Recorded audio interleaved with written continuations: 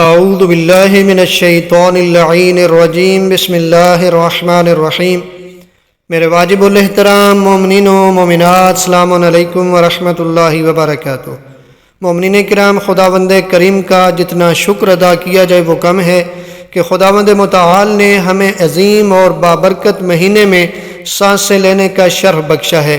پورا مہینہ ہی بابرکت ہے، پورا مہینہ ہی رحمتوں والا مہینہ ہے، توبہ کا مہینہ ہے، لیکن بالخصوص جمعرات ہو یا شب جمعہ ہو یا روز جمعہ ہو، یہ بڑی عظیم ساعتیں ہوتی ہیں۔ اس کو فضول کاموں میں ضائع نہ کریں بلکہ خدا کی طرف رجوع کریں۔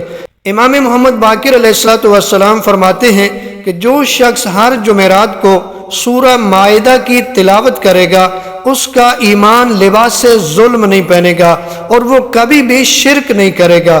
اب امام جعفر صادق علیہ السلام فرماتے ہیں کہ جو شخص ہر شب جمعہ میں سورہ بنی اسرائیل کی تلاوت کرے تو امام العصر عجل اللہ تعالی فرج الشریف کی خدمت میں حاضری نصیب ہونے سے پہلے اسے موت نہیں آئے گی، یعنی موت سے پہلے وہ امام کا دیدار کر لے گا، یعنی امام زمان عجل اللہ تعالی فرج الشریف کے اصحاب میں سے ہوگا۔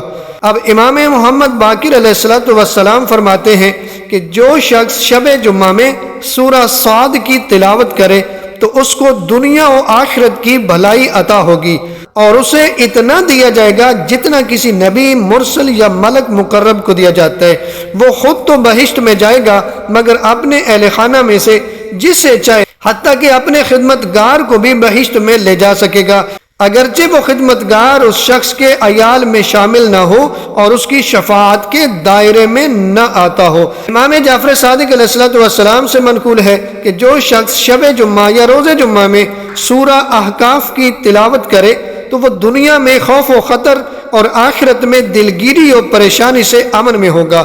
یہ مہینہ تو ویسے بھی قرآن کی بہار کا مہینہ ہے۔ اس مہینے میں اگر آپ ایک آیت پڑھتے ہیں تو دوسرے مہینوں میں پورا قرآن پڑھنے کا ثواب آپ کو ملتا ہے۔ بڑھتے ہیں ماہ مبارک رمضان کی 10ویں شب کی نماز کی طرف۔ ماہ مبارک رمضان کی 10ویں شب کی نماز بیان کرنے سے پہلے ماہ مبارک رمضان کی 10ویں شب کی دعا جو آپ دیکھ رہے ہیں، کوشش کریں اس دعا کو پڑھیں۔ پروردگار آپ کی دعاؤں کو قبول فرمائے، آپ کی مشکلات کو آسان فرمائے، آپ کے کاموں میں آنے والی رکاوٹوں کو دور فرمائے۔ ماہ مبارک رمضان کی 10ویں شب کی دعا کے بعد ماہ مبارک رمضان کی 10ویں شب کی نماز جو مولا امیر کائنات علی ابن ابی طالب علیہ السلام نے بیان فرمائی۔ مولا امیر علیہ السلام فرماتے ہیں ماہ مبارک رمضان کی 10ویں شب کی نماز 20 رکعت نماز دو کر کے پڑھیں گے، جس کی ہر رکعت میں سورہ حمد کے بعد 30 مرتبہ سورہ توحید پڑھنی ہے۔ 20 رکعت نماز ہے، دو کر کے پڑھیں گے، ہر رکعت میں سورہ حمد کے بعد 30 مرتبہ سورہ توحید پڑھیں گے۔ مولا امیر کائنات علی ابن ابی طالب علیہ السلام بیان فرماتے ہیں کہ جو یہ نماز پڑھتا ہے پروردگار اس کے رزق میں اضافہ فرماتا ہے اور اسے صدیقین میں شامل فرماتا ہے۔ پروردگار سے دعائے خالق کائنات ہم سب کو اس نماز کی اور اس کے ثواب کے حصول کی توفیق عطا فرمائے۔ پروردگار ہمارے رزق میں اضافہ فرمائے، ہماری مشکلات آسان فرمائے۔ ماہ مبارک رمضان کے روزوں کا ثواب نبی اعظم صلی اللہ علیہ وآلہ وسلم کی حدیث ہے جس کے راوی عبداللہ ابن عباس ہے۔ نبی اعظم صلی اللہ علیہ وآلہ وسلم نے بیان فرمایا کہ 10ویں دن اللہ تمہاری 70,000 حاجتیں پوری فرمائے گا۔